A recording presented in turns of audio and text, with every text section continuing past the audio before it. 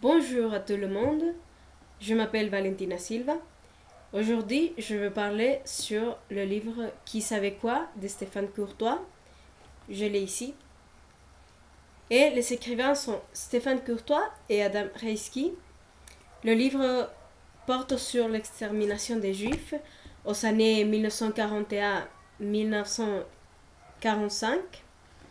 Et aussi, ce livre a été publié chez La Découverte à Paris. On peut le voir ici.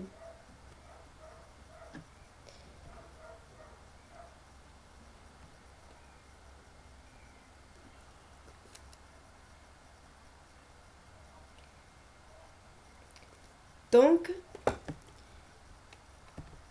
après avoir lu sur ce site et sur ce livre, le commentaire sur le livre dont j'ai, c'est que le livre repose, à mon avis, sur l'extermination. Pourquoi? Et d'un côté, on a ce livre est intéressant car il pose une question très simple et apporte les réponses en un langage universel et comment l'extermination des Juifs est mise en route par Hitler et comment a-t-elle été évoquée dans la presse clandestine de la résistance en France. Courtois écrit en bon scientifique et il recense des différents courants de la résistance et cite les publications et nombre de dates, des extraits et la réponse qu'avaient les moyens de communication à cette époque-là et aussi la réponse sans appel de l'État français et tous ces courants. Au moins les dirigeants et les responsables de la presse connaissaient l'existence des champs d'extermination, que c'est des camps d'extermination, et qui portent sur ce livre. On peut voir l'image. Il parle sur les chambres à gaz, par exemple. Et on continue d'un autre côté. Il fait une constatation, un décalage entre la prise de conscience de l'extermination des Juifs qui était en cours pendant la guerre, mais le fait d'empêcher n'a pas été un thème principal de concurrents de la résistance, excepté par la section juive, évidemment, et deux partis communistes français. Aussi, sur cette question, Courtois, qui c'est l'écrivain, propose une question. Qui savait quoi? Et sur cette question, Courtois, dans ses explications psychologiques du monde, et qui n'a pas pris conscience de ce qu'il savait. Et il le divise en plusieurs parties. J'ai ici mon petit journal. Et je divisais les trois parties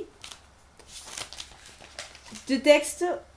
Et le moment déclencheur du livre serait le grand secret, que c'est l'extermination.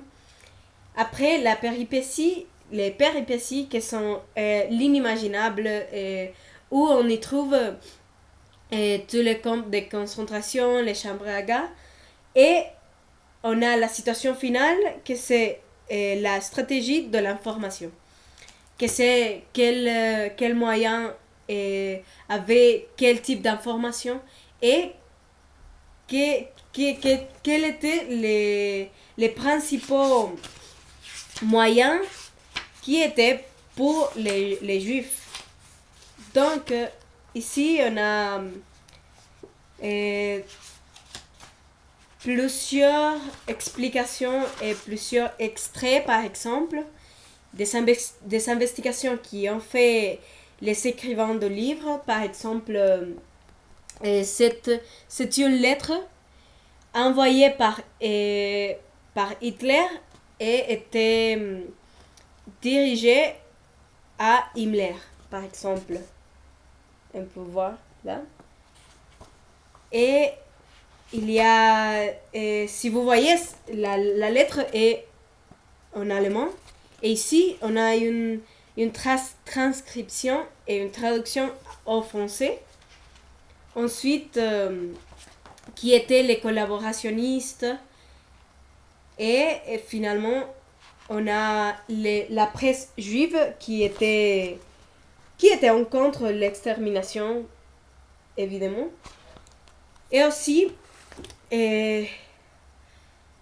dans la page 42, l'émotion qui s'empara, par exemple, de tous ces nouveaux témoins de l'horreur des camps de concentration, alors qu'il avait lu et parfois publié des informations sur les champs d'extermination dans les années de guerre, on dit beaucoup sur les aveuglements du passé, ce qui n'était pas par les moyens de communication françaises.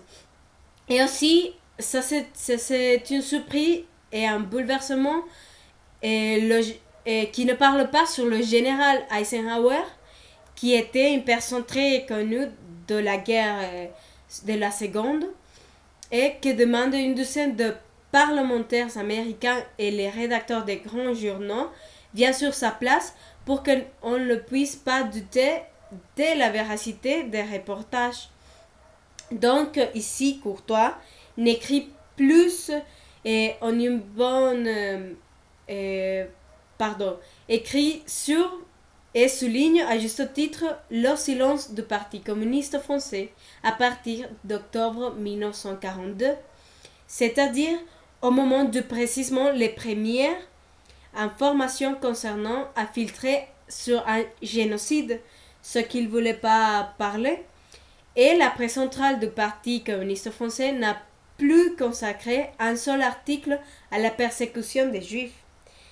C'est pour ça qu'on dit qu'il n'y a pas même fait une simple allusion aux horreurs qui ont existé dans cette période de temps de 1941 à 1945. Aussi, Courtois reconnaît tout de même que c'est la section juive du Parti communiste français et la MOI que Reisky y joua un rôle très dirigeant qui ont tiré la signal d'alarme en permanence. Mais le fait de la résistance n'a pas été fait. Empêcher l'extermination des Juifs était un objectif très grand et encore justifié par Courtois, sans aucune référence, et peut-elle être inévitable, ne serait-ce que parce que la presse de la résistance devait se faire l'écho des multiples préoccupations des Français et aussi sur un ton d'une unanimité qui est absurde. Courtois invente ses propres justifications et il ne donne aucune référence des écrits de la résistance. Aussi, les Français doivent privilégier les objectifs de la libération du pays. Et c'est pour cela que j'avais dit que c'est absurde de croire et que personne ne parlait pas sur le génocide, par exemple. Et aussi, finalement, en opposant de la libération du pays à la question de l'extermination des Juifs, Courtois sous-entend que ce génocide des Juifs de France ne constitue pas un aspect de l'avertissement du pays. Je recommande le livre parce que pour comprendre toute la problématique dans la Deuxième Guerre mondiale, il faut faire des recherches longues, des investigations pour arriver à un point solide, un point de vue très solide. Et c'est pour ça que j'ai décidé de lire ce livre pour mieux comprendre comment c'était, du point de vue français, l'extermination des Juifs ou le génocide, comme on dit dans le livre. Et je vous recommande cet ouvrage parce que a un très bon développement du livre et c'est très intéressant, les points sont bien exposés et finalement je vais vous lire une petite un petit extrait du journal J'accuse. Que dit J'accuse. Numéro spécial, février 1943. Ça dit contre le racisme barbare, contre les oppresseurs nazis et leurs serviteurs, pour la libération de notre patrie martyrisée, union de tous les Français sans distinction de race et de religion. Et c'est un bilan que dicte notre devoir. Et bon, j'espère que vous avez entretenu avec cette vidéo. Et on se voit à la prochaine fois. Merci beaucoup et au revoir.